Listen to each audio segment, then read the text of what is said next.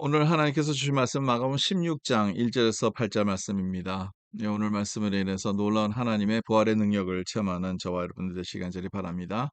오늘 말씀은 예수님께서 부활하신 아침에 일어난 일들을 얘기를 하고 있죠.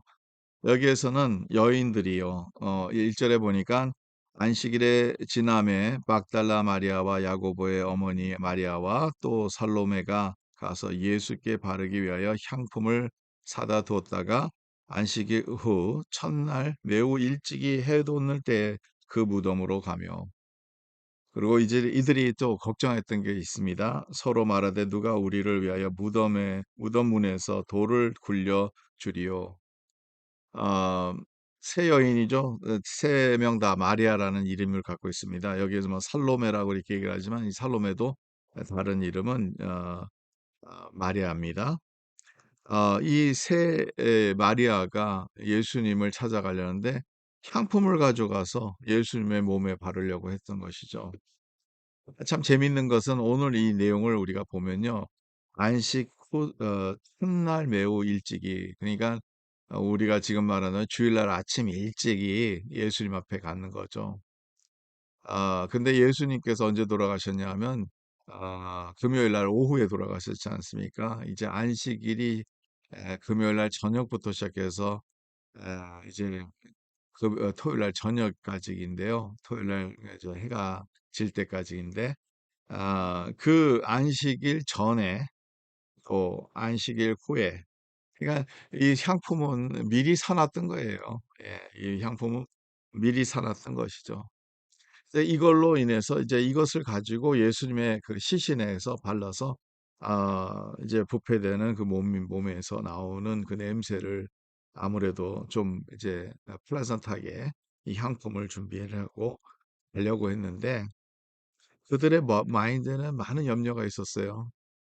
이 돌 무덤이, 이 돌이 있는데 이 돌을 그 문을 어떻게 열을까? 이런 질문도, 이런 생각을 갖고 그들은 이 향품을 가지고 예수님의 무덤으로 갔습니다.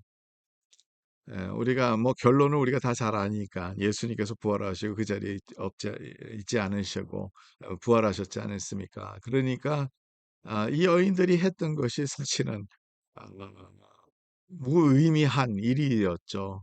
이 걱정 자체도 그렇죠. 누가 우리의 그 문을 열어줄 수 있을까? 굴려줄 수 있을까? 이 질문 자체도, 이 생각 자체도 필요 없었던 것이고, 더더구나 그 향품을 가져가는 것도 아무 의미가 없었습니다. 근데 이분들에게는, 이 세 마리아에게는 의미가 있었겠죠. 그리고 그들이 갖고 있었던 그 마음은 순수한 마음이라고 저는 봅니다. 여러분, 우리가 세상에서 주님을 위해서 순수하게 뭐를 위해서 한다고 할 때도 아, 많을 때 이런 케이스를 우리의 삶 가운데서도 볼 수 있죠. 아, 우리가 주님을 위해서 열정을 갖고 일을 한다는데 사실은 그것보다 더 중요한 열정을 더 가져야 될 것들이 몇 가지가 있어요. 근데 그것을 이해 못하고 잘못할 때가 있다는 거죠. 물론 하나님께서 그거 갖고 뭐 꾸짖으면서 야단치고 그러시지는 않을 겁니다. 그들이 갖고 있는 마음은 좋지 않은 그 동기는 아시기 때문에. 그리고 이 여인들에게 나타나셨을 때도 예수님께서 뭐 그들에게 책망하고 그런 일이 아니었었죠. 근데 저는요, 이 말씀을 생각하면서 우리가 그들이 좀 뭔가 하나 좀 다르게 준비를 했었으면 어땠을까?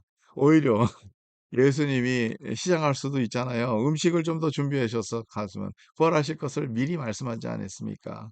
제자들에게도 말씀하고 이 가까운 사람들에게 예수님께서 늘 말씀하셨던 것을 이제 잡혀가서 군사들한테 잡혀가서 십자가에 못 박혀 돌아가실 거라고 말씀을 하셨고요. 3일 후에 다시 부활하실 것이라는 것을 또한 말씀을 하셨는데, 아, 그들이 준비했던 것은 다른 거고 그들이 염려했던 것은 다르다는 거죠.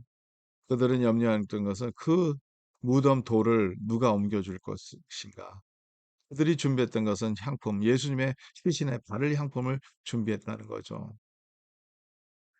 우리 신앙 가운데서 이러한 모습들이 종종 있습니다. 하나님을 위해서 열정을 갖는다고 하지만 진정으로 하나님의 마음을 알지 못하고 잘못한 생각들, 이러한 때가 많다는 거죠. 그래서 우리가 이게 하나님의 나라를 위해서다, 이게 교회를 위해서다, 더 유익하다고 얘기를 하는데 사실 더 유익하지 않을 때도 있다는 거예요.